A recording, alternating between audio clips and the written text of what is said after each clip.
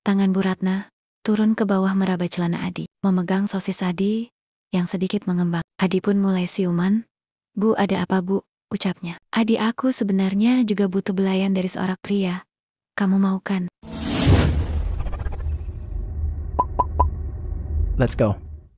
Adi adalah seorang pemuda yang beruntung. Setelah menikah dengan cinta pertamanya, Sari, ia merasa hidupnya sempurna. Namun, kebahagiaan mereka harus diuji ketika Sari mendapatkan tawaran pekerjaan di luar kota. Gaji yang ditawarkan sangat besar, cukup untuk membangun masa depan mereka. Dengan berat hati, Sari pun berangkat, meninggalkan Adi sendirian. Namun, Adi tidak benar-benar sendirian. Ia tinggal di rumah bersama ibu mertuanya, Ibu Ratna.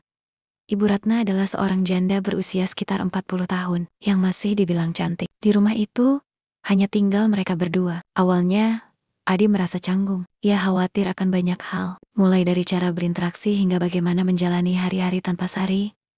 Tapi, Ibu Ratna adalah wanita yang sangat bijaksana. Ia membuat Adi merasa nyaman, dan mereka berdua membangun rutinitas yang damai. Setiap pagi, Ibu Ratna akan menyiapkan sarapan. Adi selalu membantunya mencuci piring atau merapikan meja. Siang hari, saat Adi pulang bekerja, Ibu Ratna selalu menyambutnya dengan senyuman dan menanyakan bagaimana harinya. Sore hari, mereka sering duduk bersama di teras, bercerita tentang banyak hal, mulai dari pekerjaan, hobi, hingga kenangan masa lalu. Hubungan mereka tidak seperti menantu dan mertua, melainkan seperti ibu dan anak. Adi merasa menemukan kembali sosok ibu yang telah lama hilang. Ibu Ratna pun merasa memiliki seorang anak laki-laki yang bisa ia andalkan. Mereka berdua hidup rukun dan saling membantu. Saat ada kerusakan di rumah, Adi selalu sigap memperbaikinya. Saat Ibu Ratna butuh bantuan di dapur, Adi dengan senang hati membantunya. Suatu hari, saat Adi sakit, Ibu Ratna merawatnya dengan penuh kasih sayang. Ia membuatkan sup hangat,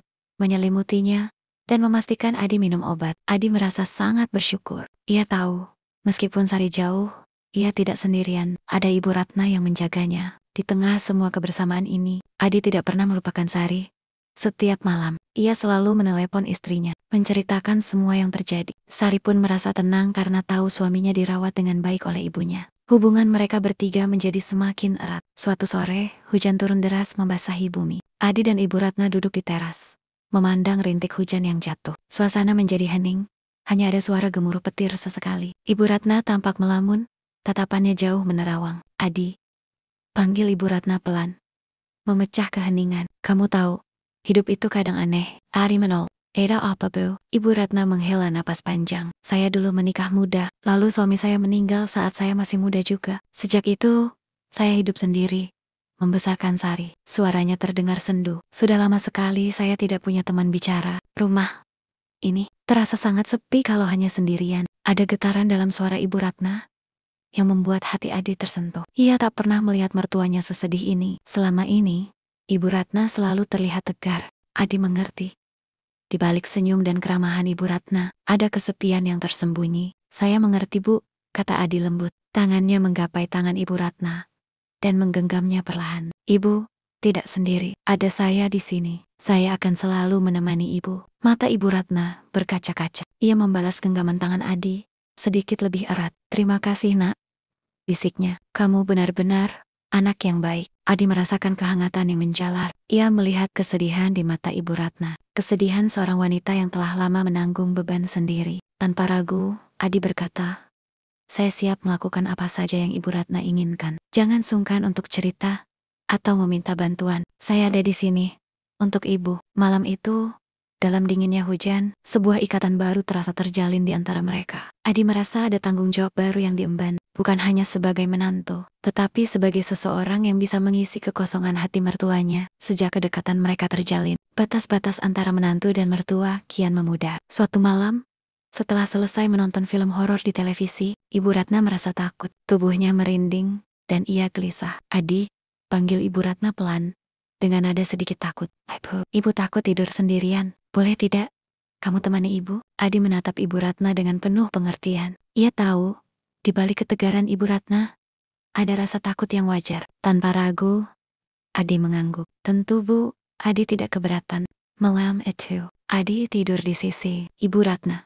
Mereka tidak melakukan apapun selain berbagi kehangatan dan rasa aman. Ibu Ratna merasa tenang dan Adi merasa ia telah melakukan hal yang benar. Di saat tidur terlelap, tangan Adi tak sengaja merangkul Bu Ratna, dan Bu Ratna terbangun sambil memegang tangan Adi. Bu Ratna mencoba mencium wajah Adi. Adi terlihat masih tidur. Tangan Bu Ratna turun ke bawah meraba celana Adi, memegang sosis Adi yang sedikit mengembang. Adi pun mulai siuman. "Bu, ada apa, Bu?" ucapnya. "Adi, aku sebenarnya juga butuh belayan dari seorang pria. Kamu mau kan?" kata Bu. Adi pun mengangguk mau. "Aku juga kepingin melakukan ini, tapi tidak enak hati, Bu," kata Adi. Mereka pun sama-sama merasakan keinginan yang sama seperti ini. Mereka mulai bergelut bagaikan api yang membara yang terpendam lama tak tersalurkan. Sampai akhirnya mereka menikmati hubungan itu dengan tanpa paksaan. Sampai puncak kenikmatan mereka berdua, benar-benar tersalurkan. Kejadian itu membuat hubungan mereka semakin erat. Adi pun tak sungkan lagi meminta bantuan Ibu Ratna. Suatu hari, setelah pulang kerja dengan tubuh yang sangat lelah, Adi meminta Ibu Ratna memijatnya. "Bu, punggung Adi pegal sekali. Boleh minta tolong pijat sebentar?"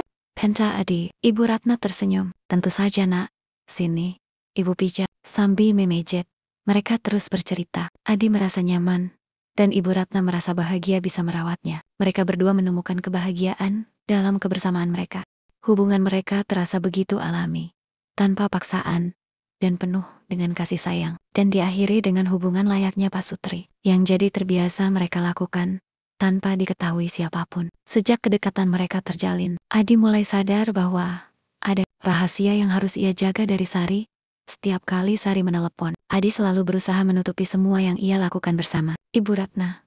Ia tidak menceritakan bagaimana Ibu Ratna memijatnya, atau bagaimana ia tidur di samping mertuanya saat ketakutan. Adi selalu merapikan kamar, menyembunyikan selimut tambahan, dan membuat seolah-olah tidak ada yang aneh terjadi. Saat Sari menelepon, ia selalu bertanya dengan suara ceria, "Mas, di rumah baik-baik saja kan?" "Hai Puji, dijaga ya kesehatannya. Kamu juga harus bantu ibu dengan baik-baik." Setiap kata dari Sari terasa seperti tusukan kecil di hati Adi. Ia merasa bersalah, tapi juga tidak bisa menghentikan kedekatan yang sudah terjalin. Ia mencintai Sari, tapi ia juga tidak bisa membohongi dirinya sendiri bahwa ia merasa nyaman dan dibutuhkan oleh Ibu Ratna. Sari, di sisi lain, sama sekali tidak menaruh curiga. Ia percaya penuh pada suaminya dan ibunya. Ia berpikir bahwa kedekatan mereka adalah hal yang wajar, sebuah ikatan yang terbentuk karena mereka tinggal bersama. Ia bahkan merasa senang karena suaminya bisa merawat ibunya dengan baik. Namun, di balik semua kebahagiaan dan keharmonisan itu, ada sebuah rahasia yang mengganjal hati Adi. Ia tahu, cepat atau lambat, kebenaran akan terungkap. Dan jika itu terjadi, ia tidak tahu bagaimana ia akan menjelaskan semuanya kepada Sari. Sari akhirnya pulang. Ia datang dengan senyum bahagia, membawa banyak hadiah untuk Adi dan ibunya. Kedatangannya disambut dengan haru. Adi merasa senang, tapi juga gelisah. Ia tahu, sekarang ia harus berhadapan dengan kenyataan yang sudah lama ia sembunyikan. Di rumah, Sari menyadari ada yang berbeda. Ibu dan suaminya terlihat lebih dekat. Awalnya ia menganggapnya hal yang wajar. Namun, ada beberapa hal yang membuat Sari mulai curiga. Ibu dan Adi seringkali berbicara dengan tatapan yang dalam. Ada kebiasaan baru yang terlihat, dan terkadang mereka tak sadar melakukan hal-hal yang dulu tidak pernah mereka lakukan. Suatu malam, Sari melihat ibunya keluar dari kamar Adi, terburu-buru, dan wajahnya memerah. Sari terdiam, bingung. "Paji," ia bertanya pada Adi. "Mas, kenapa ibu keluar dari kamar kamu malam-malam?" Ia mencoba berbohong. "Oh, itu, ibu cuma ambil bantal. Katanya bantalnya kurang nyaman." Sari tidak langsung percaya, tapi ia tidak punya bukti lain. Sari melihat Adi melayani dua istri, Sari dan ibunya. Ia melihat Adi memperhatikan ibunya dengan penuh kasih, sama seperti ia memperhatikannya. Ada cemburu yang tumbuh di hatinya. Ia merasa tidak lagi menjadi satu-satunya wanita di hati suaminya. Suatu malam, Sari berpura-pura tidur. Ia mendengar suara bisik-bisik dari kamar sebelah, kamar ibunya. Ia mengintip dan melihat suaminya sedang memijat ibunya dengan penuh perhatian. Hatinya hancur. Ia tidak bisa menahan tangisnya. Keesokan harinya, Sari bertanya pada Adi, "Mas, kamu mencintai ibu?" Adi terdiam. Ia tidak bisa lagi berbohong. Ia menceritakan semuanya.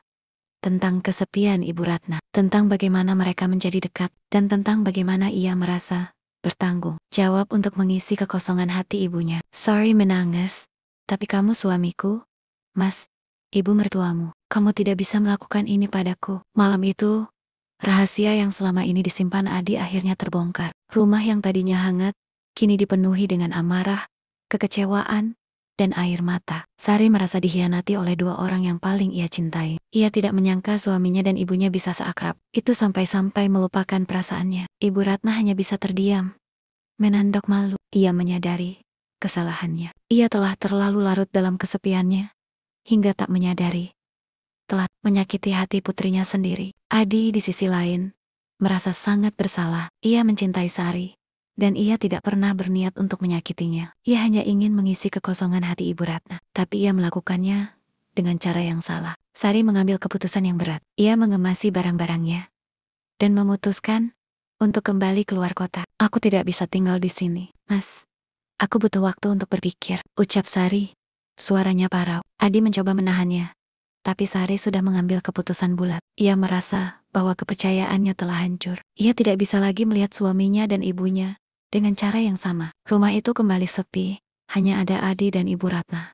Tapi kali ini, kesepian itu terasa jauh lebih berat. Mereka berdua menyesali perbuatan mereka, dan tahu bahwa kesalahan yang mereka lakukan telah menghancurkan sebuah keluarga. Setelah kepergian Sari, Adi dan Ibu Ratna menjalani hari-hari dengan penyesalan. Mereka tidak lagi berbagi kehangatan, melainkan menjaga jarak. Mereka berdua menyadari bahwa kebahagiaan mereka tidak akan pernah utuh tanpa kehadiran Sari. Mereka mulai berjuang untuk memperbaiki diri. Adi tidak lagi melayani ibunya seperti dulu. Ia hanya fokus pada pekerjaannya dan menelepon Sari setiap malam. Ia tidak pernah meminta Sari untuk kembali, melainkan hanya ingin menunjukkan bahwa ia telah berubah. Ibu Ratna pun tidak lagi bergantung pada Adi.